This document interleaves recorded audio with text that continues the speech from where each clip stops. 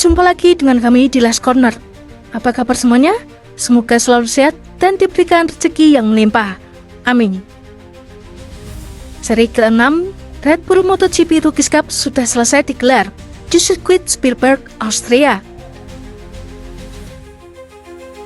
Brian Uriarte berhasil menguasai 2 race sekaligus, dan Veda Pratama berhasil menguasai 2 kali podium kedua. Dengan hasil itu, Brian Uriarte saat ini menempati urutan pertama klasmen. Veda Pratama berhasil naik posisi ke posisi kedua klasmen, sementara Hakim Danis yang sebelumnya memimpin harus puas turun posisi ke posisi ketiga klasmen sementara. Kejuaraan ini masih menyisakan 1 seri lagi di sirkuit Misano, Italia. Segala kemungkinan bisa terjadi. Sebelum kita lanjutkan pembahasan, ada baiknya kita flashback ke tahun lalu dan melihat hasil balap tahun lalu. Di race pertama dikuasai oleh Brian Uriarte, Valentin Perron, dan posisi ketiga Hakim Danis. Sementara Veda Pratama saat itu berada di posisi ke-8. Sementara di race 2, di posisi pertama ada Valentin Perron, posisi kedua Alvaro Carpe, dan posisi ketiga Brian Uriarte. Veda Eka Pratama saat itu berada di posisi ke-4.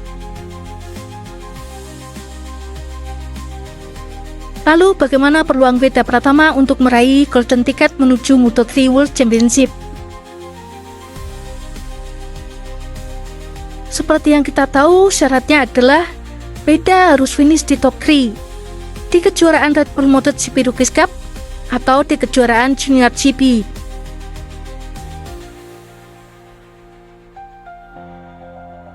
Yang paling realistis adalah di kejuaraan Red Bull MotoGP Rookies Cup, karena saat ini Veda sedang menempati urutan kedua klasemen sementara. Lalu apakah posisi Veda Pratama sudah aman untuk meraih golden ticket menuju Moto3 World Championship? Mari kita lihat standing point-nya untuk saat ini pasca seri ke-6 Red Bull MotoGP Rookies Cup, Spielberg, Austria.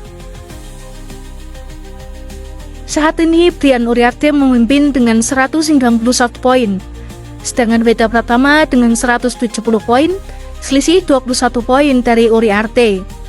Hakim Danis berada di tempat ketiga dengan 165 poin, atau selisih 26 poin dari Brian Uriarte. Sedangkan David Gonzalez yang berada di posisi keempat memiliki poin 122 atau selisih 69 poin dari Brian Uriarte. Menurut netizen, Veda Pratama masih berpeluang untuk juara dunia RBRC. Namun untuk mencapai hal itu tentu memiliki resiko yang cukup besar, karena Brian Uriarte tentu tidak akan tinggal diam. Begitupun Hakim Danis yang masih berpeluang untuk juara dunia kali ini. Jadi untuk Veda Pratama sebaiknya tidak memaksakan diri untuk ikut dalam pertarungan. Bukan berarti Veda Pratama harus tampil santai, namun sebaiknya ia menempatkan diri sebagai kuda hitam demi mengamankan golden ticket menuju Moto3 World Championship, karena selisih dengan David Gonzalez hanya 48 poin saja. Jadi Veda Pratama harus punya strategi. Tentu kita tidak bisa memprediksi akan finish berapa Veda di race pertama dan race kedua nantinya di Misano. Tinggal 50 poin yang akan diperebutkan. Brian Uriarte dan juga Hakim Danis tentu akan tampil habis-habisan. Begitupun David Gonzalez. Meskipun peluang juara dunia sudah tertutup, namun ia masih berpeluang untuk finish di peringkat ketiga atau bahkan finish di posisi kedua.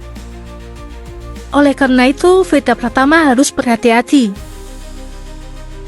Setidaknya Veda Pratama harus finish di depan David Gonzalez, dengan catatan mengabaikan persaingan dengan Brian Uriarte maupun Hakim Danis untuk titel juara dunia.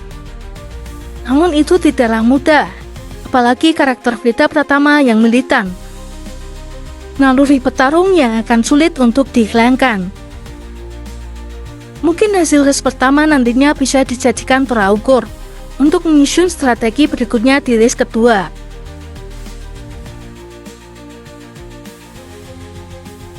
Namun untuk saat ini begitulah gambarannya, bagaimana peluang Veda Pratama untuk tetap bertahan di top 3 untuk mendapatkan golden ticket menuju kejuaraan Moto3 World Championship. Oke, mungkin itu dulu video dari kami.